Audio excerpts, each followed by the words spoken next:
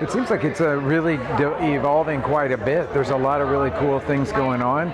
When you see the Top Chef contestants that have come out of Orange County opening really nice restaurants and that sort of thing. I think just in general, in the whole United States, the food culture has just progressed so much because we have a lot of access to great ingredients.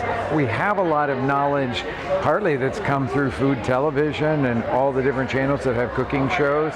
And that has really, I think, raised our level of knowledge just way up. And so now everybody's just expecting more and people are giving it to them. And I'm happy to see that because it makes my life way more fun.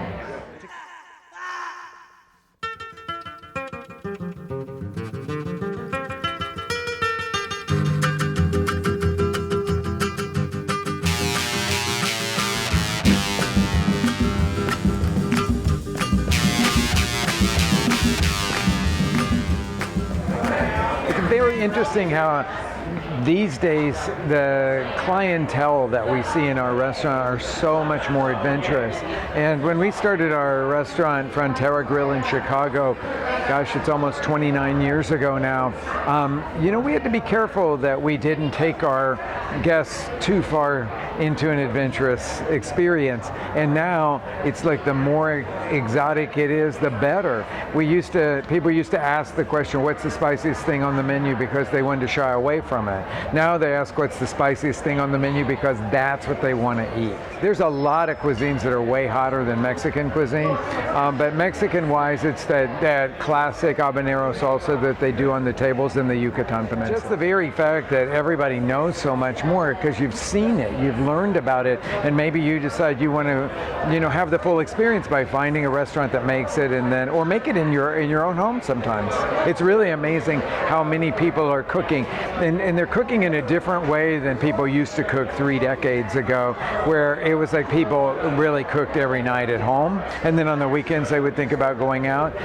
Now it's kind of like flip-flopped, and people will go out a lot more during the week, and then they'll eat at home on the weekend where they have more time. And so cooking has become more of a hobby in some ways than just a way of feeding ourselves. What are your favorite wines that you like to pair with Mexican? I don't know, I feel like... Well, that would be like saying, what kind of wine do you pair with French food? Well, I mean, it depends on what you're eating. Is it fish? Is it fowl? Is it meat? What's one of your favorite like Sauterne and foie gras combinations with a wine and a Mexican dish? Okay. Well, what I can really talk about when it comes to wine and food are some of the classic things. So if you're thinking about what everybody makes and starts a meal with, especially in the United States when they're thinking Mexican, is you want to have guacamole, okay? So if you're going to pair wine with guacamole, where do you go? So I tend to like New Zealand Sauvignon Blanc with that because it's got that tropical fruit flavor that just comes so forward, but it's got great acidity.